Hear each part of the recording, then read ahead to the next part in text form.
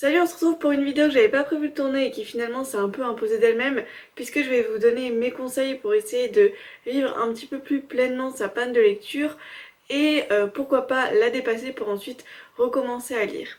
Personnellement, je suis passée par là parce que depuis le mois de janvier, voire la fin de l'année 2018, j'ai eu pas mal de mal à me remettre dans la lecture, etc.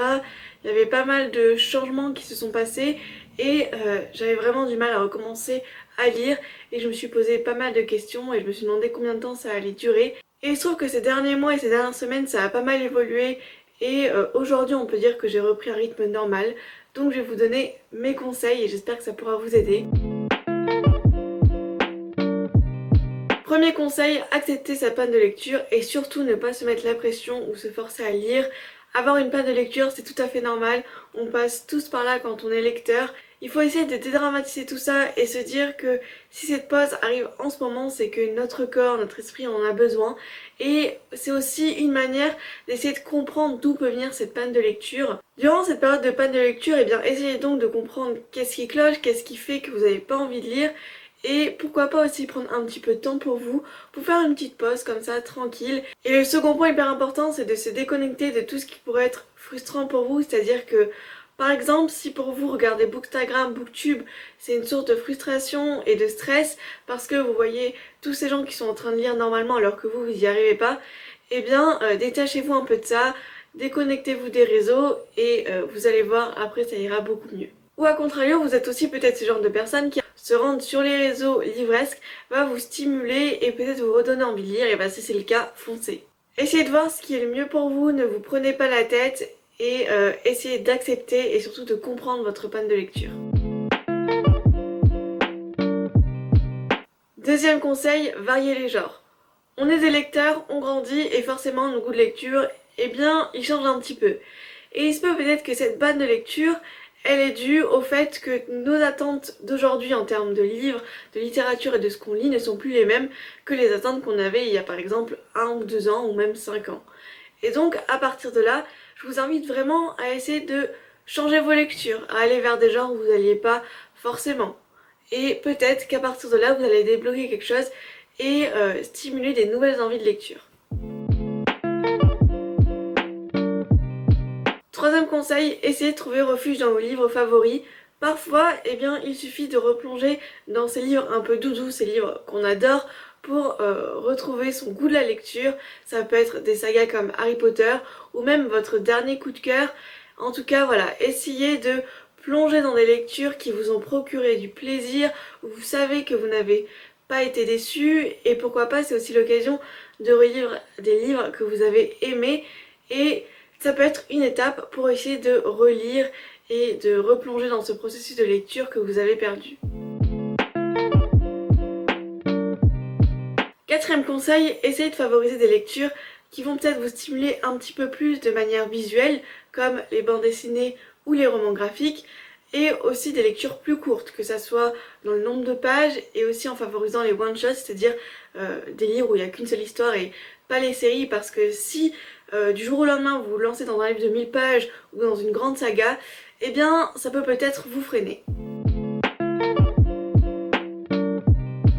D'ailleurs, cinquième conseil, quand vous recommencez à lire et à vous replonger dans une lecture, prenez le temps. C'est hyper important. C'est pas une course, donc prenez le temps de vous refamiliariser avec le récit, la narration, le fait de suivre une histoire, etc.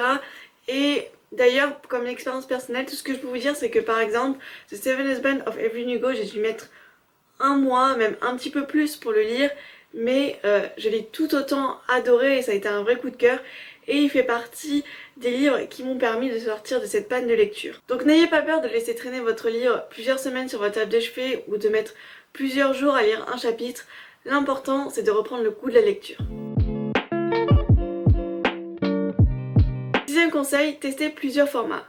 À titre personnel, moi je suis plutôt une lectrice qui lit principalement des livres sur format papier, mais ça peut être aussi intéressant de tester les formats sur liseuse ou encore d'écouter des livres audio.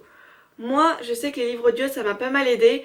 Et ce qui est intéressant, c'est que avec l'audio, vous n'êtes même pas obligé de vous lancer tout de suite dans l'écoute d'un livre. Par exemple, vous pouvez commencer par écouter des feuilletons ou des podcasts parce que contrairement à un roman, ça va vous demander dès le départ beaucoup moins d'attention. Je vous conseille par exemple les feuilletons de France Culture, c'est entièrement gratuit et c'est super sympa à écouter.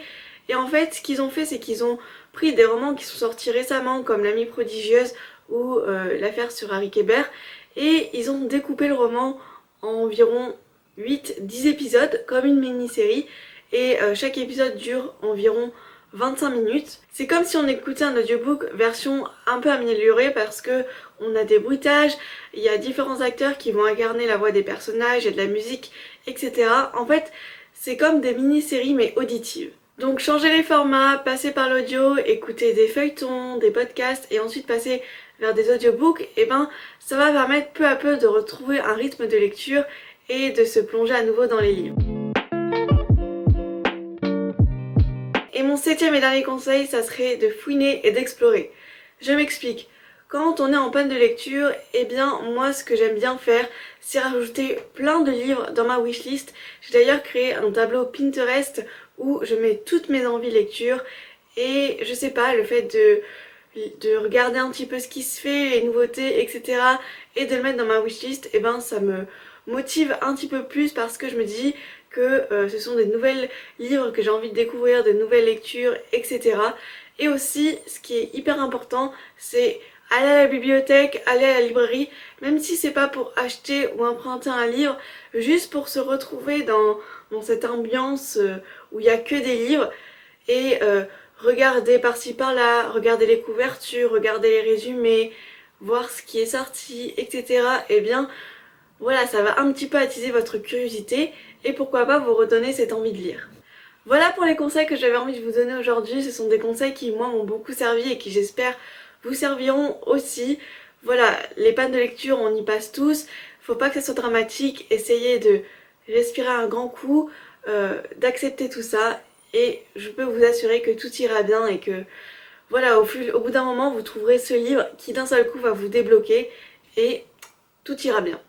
Sur ce, je vous souhaite une très bonne semaine et je vous dis à la semaine prochaine pour une nouvelle vidéo. Bye!